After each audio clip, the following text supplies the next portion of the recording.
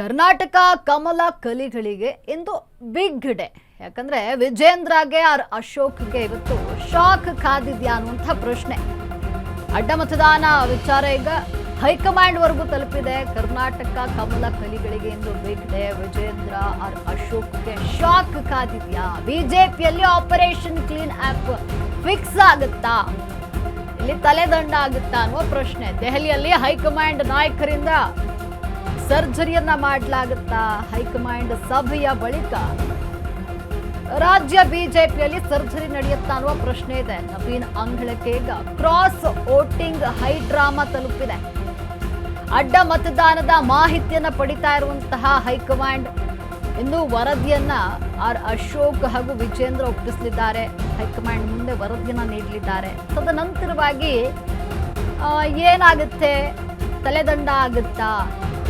ಏನು big operation ನಡೆಯುತ್ತಾ? ಇಲ್ಲಿ ಸರ್ಜರಿ ಮಾಡ್ತಾರಾ ಅನ್ನುವಂಥ ಪ್ರಶ್ನೆ. ಹೈಕಮಾಂಡ್ ಏನು ಮಾಡುತ್ತೆ ಅನ್ನುವಂಥದ್ದು ಈಗ ಕುತೂಹಲಕಾರಿಯಾಗಿದೆ. ಬಿಜೆಪಿಯಲ್ಲಿ ಆಪರೇಷನ್ ಕ್ಲೀನ್ ಆಗುತ್ತಾ? ಸರ್ಜರಿ ಮಾಡ್ತಾರಾ? ಇಲ್ಲಿ ಅಡ್ಡ ಮತದಾನದಿಂದ ಇಬ್ಬರ ತಲೆದಂಡ ಆಗುತ್ತಾ ಅನ್ನುವಂಥ ಪ್ರಶ್ನೆ. ರಾಜ್ಯ ಬಿಜೆಪಿ ಕಲಿಗಳಿಗೆ ಇಂದು ಬಿಗ್ ಡೇ ಅಂತಾನೆ ಹೇಳ್ಬಹುದು. ಬಿಜೆಪಿಯಲ್ಲಿ ಆಪರೇಷನ್ ಕ್ಲೀನ್ ಅಪ್ ನಡೆಯುತ್ತಾ? ಕ್ಲೀನ್ ಅಪ್ ಮಾಡ್ತಾರಾ? ದೆಹಲಿಯಲ್ಲಿ ಹೈಕಮಾಂಡ್ ನಾಯಕರಿಂದ ಸರ್ಜರಿ ಆಗುತ್ತಾ? ಹೈಕಮಾಂಡ್ ಸಭೆಯ ಬಳಿಕ ರಾಜ್ಯ ಬಿಜೆಪಿಯಲ್ಲಿ ಏನಾದರೂ ಬದಲಾವಣೆ ಆಗುತ್ತಾ ಅನ್ನುವಂಥ ಪ್ರಶ್ನೆ ಇದೆ. ಅಶೋಕ್ ವಿಜೇಂದ್ರ ವರದಿಯಲ್ಲಿವೆ ಸ್ಫೋಟಕ ಹೆಸರುಗಳು. ಆ ಬ್ಲ್ಯಾಕ್ ಶಿಪ್ಸ್ ಹೆಸರು ಕೊಟ್ಟಿರುವಂತಹ ರಾಜ್ಯ ನಾಯಕರು ಈ ವರದಿಯಲ್ಲಿ ಯಾರೆಲ್ಲರ ಹೆಸರಿದೆ ಎಂಬುದೇ ಕುತೂಹಲಕಾರಿಯಾಗಿದೆ. ಸಾಂದರ್ಭಿಕ ಸಾಕ್ಷಿಗಳೇನು, ಅದನ್ನ ಏನ್ ಕೊಟ್ಟಿದ್ದಾರೆ ಎಂಬುದೇ ಇಂಟ್ರೆಸ್ಟಿಂಗ್ ಆಗಿರುವಂಥದ್ದು. ಅಡ್ಡ ಮತದಾನ ತಡೆಯಲು ವಿಜೇಂದ್ರ ಆರ್ ಅಶೋಕ್ ಇಲ್ಲಿ ವಿಫಲ ಆಗಿರುವಂಥದ್ದು, ಎಡವಿದ್ದಾರೆ. ಹೈಕಮಾಂಡ್ ಮುಂದೆ ಏನು ಸಮರ್ಥನೆಯನ್ನ ಕೊಡ್ತಾರೆ ಅನ್ನುವಂಥ ಪ್ರಶ್ನೆಗ ಸಹಜವಾಗಿದೆ. ಕ್ರಾಸ್ ವೋಟಿಂಗ್ ಕಾರಣಕ್ಕೆ ಏನು ಇಬ್ಬರ ಒಂದು ತಲೆದಂಡ ಫಿಕ್ಸ್ ಆಗುತ್ತಾ? ತಲೆದಂಡ ಮಾಡ್ತಾರಾ? ಆರ್ ಅಶೋಕ್ ವಿಜೇಂದ್ರ ವರದಿಯಲ್ಲಿ ಈಗ ಸ್ಫೋಟಕ ಹೆಸರುಗಳಿದೆ. ಆ ಬ್ಲ್ಯಾಕ್ ಶಿಪ್ಸ್ ಹೆಸರು ಕೊಟ್ಟಿರುವಂತಹ ರಾಜ್ಯ ನಾಯಕರು ಆ ವರದಿಯಲ್ಲಿ ಯಾರೆಲ್ಲರ ಹೆಸರಿದೆ ಅಂತ ಬಹಳಷ್ಟು ಕುತೂಹಲ ಮೂಡಿಸಿದೆ. ಈಗ ಅಡ್ಡ ಮತದಾನವನ್ನು ತಡೆಯುವಂತಹ ವಿಚಾರದಲ್ಲಿ ಆರ್ ಅಶೋಕ್ ಇರಬಹುದು, ವಿಜೇಂದ್ರ ಆಗಿರಬಹುದು, ಎಡವಿದ್ದಾರೆ. ಎಲ್ಲೋ ಒಂದು ಕಡೆ ಶಾಸಕರನ್ನ ಏನು ವಿಶ್ವಾಸಕ್ಕೆ ತೆಗೆದುಕೊಳ್ಬೇಕಿತ್ತು. ಆದರೆ ಆ ಕೆಲಸವನ್ನ ಇಲ್ಲಿ ರಾಜ್ಯ ಬಿಜೆಪಿ ನಾಯಕರು ಮಾಡಿಲ್ಲ. ಹೈಕಮಾಂಡ್ ಮುಂದೆ ಈ ವಿಚಾರವಾಗಿ ಏನೆಲ್ಲ ಸಮರ್ಥನೆಯನ್ನ ಮಾಡಿಕೊಳ್ತಾರೆ ಅನ್ನುವಂಥದ್ದು ಕುತೂಹಲಕಾರಿಯಾಗಿದೆ. ಕ್ರಾಸ್ ವೋಟಿಂಗ್ ಕಾರಣಕ್ಕೆ ಇಲ್ಲಿ ಇಬ್ಬರ ತಲೆದಂಡ ಆಗುತ್ತಾ ಅನ್ನುವಂಥ ಪ್ರಶ್ನೆ ಇದೆ.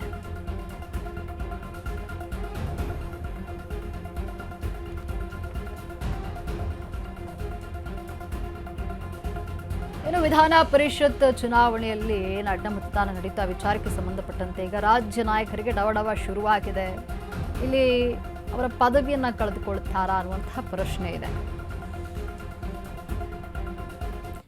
ಈ ಬಗ್ಗೆ ಹೆಚ್ಚಿನ ಮಾಹಿತಿಯನ್ನ ನೀಡಲು ನಮ್ಮ ಪ್ರತಿನಿಧಿ ವಿವೇಕ್ ದೂರವಾಣಿ ಸಂಪರ್ಕದಲ್ಲಿದ್ದಾರೆ. ವಿವೇಕ್, ಏನು ವಿಧಾನ ಪರಿಷತ್ ಚುನಾವಣೆಯಲ್ಲಿ ಅಡ್ಡ ಮತದಾನ ಏನ್ ನಡೀತು ಆ ವಿಚಾರ ಈಗ ಹೈಕಮಾಂಡ್ ಅಂಗಳ ತಲುಪಿದೆ. ಇದರಿಂದ ರಾಜ್ಯದಲ್ಲಿ ಇಬ್ಬರ ತಲೆದಂಡ ಆಗುತ್ತಾ? ರಾಜ್ಯ ಬಿಜೆಪಿ ನಾಯಕರಿಗೆ ತೊಂದರೆ ಆಗುತ್ತಾ ಅನ್ನುವಂಥ ಪ್ರಶ್ನೆ ಇದೆ. ಇಂದು ನಡೆಯಲಿರುವಂತಹ ಸಭೆಯ ಬಳಿಕ ರಾಜ್ಯ ಬಿಜೆಪಿಯಲ್ಲಿ ಸರ್ಜರಿ ಏನಾದರೂ ನಡೆಯುತ್ತಾ? ಹೇಗೆ?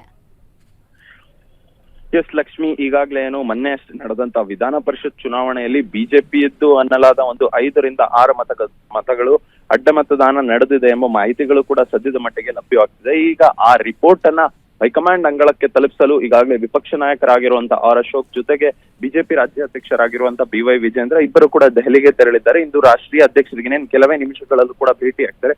ಭೇಟಿಯಾದಂತಹ ಸಂದರ್ಭದಲ್ಲಿ ಎಷ್ಟರ ಮಟ್ಟಿಗೆ ಯಾವ ಮಾಹಿತಿಗಳನ್ನ ಅವ್ರಿಗೆ ಕೊಡ್ತಾರೆ ಅನ್ನೋದು ಸದ್ಯಕ್ಕೆ ಇರ್ತಕ್ಕಂತ ಆ ಕುತೂಹಲ. ಆದ್ರೆ ರಾಜ್ಯದ ನಾಯಕರ ವಿರುದ್ಧ ಏನಾದ್ರೂ ಕ್ರಮವನ್ನ ಕೈಗೊಳ್ತಾರ ಕೇಂದ್ರದ ನಾಯಕರು ಅಂತ ಸದ್ಯಕ್ಕೆ ಇನ್ನೊಂದು ಕುತೂಹಲ ಕೂಡ ಮೂಡಿಸಿದೆ. ಈ ಬಗ್ಗೆ ಹೆಚ್ಚು ಚರ್ಚೆ ಕೂಡ ಈಗಾಗಲೇ ನಡೆಯೋದಕ್ಕೆ ಆರಂಭವಾಗಿದೆ. ಇನ್ನೇನು ಅವರ ವಿರುದ್ಧ ಕೂಡ ಆಕ್ಷನ್ ತಗೊಳ್ಳುವಂತ ಎಲ್ಲಾ ಸಾಧ್ಯತೆಗಳಿದೆ ಅಂತ. ಆದ್ರೆ ನಿಜಕ್ಕೂ ಕೂಡ ಯಾವ ರೀತಿಯಾಗಿ ಇವರು ವರದಿ ಕೊಡ್ತಾರೆ ಹೈಕಮಾಂಡ್ ಮಟ್ಟಿಗೆ ಅನ್ನೋದು ಕೂಡ ಸದ್ಯಕ್ಕೆ ಮಾಹಿತಿಗಳು ಕೂಡ ಯಾವುದು ಲಭ್ಯವಾಗ್ತಿಲ್ಲ. ಜೊತೆಗೆ ಈಗಾಗಲೇ ಸತ್ಯಶೋಧನಾ ಸಮಿತಿಯನ್ನು ಕೂಡ ರಚನೆ ಮಾಡಿದ್ದಾರೆ. ಸತ್ಯಶೋಧನಾ ಸಮಿತಿ ಯಾವ ರೀತಿಯಾಗಿ ವರದಿ ಕೊಡುತ್ತೆ, ಆ ವರದಿಯನ್ನ ತೆಗೆದುಕೊಂಡೋಗಿ ಮತ್ತೊಮ್ಮೆ ಭೇಟಿ ಆಗ್ತಾರೆ. ಏನು ಇದೆಲ್ಲ ಕೂಡ ಸದ್ಯಕ್ಕೆ ಕಾದ್ ನೋಡ್ಬೇಕಾಗಿದೆ ಲಕ್ಷ್ಮಿ.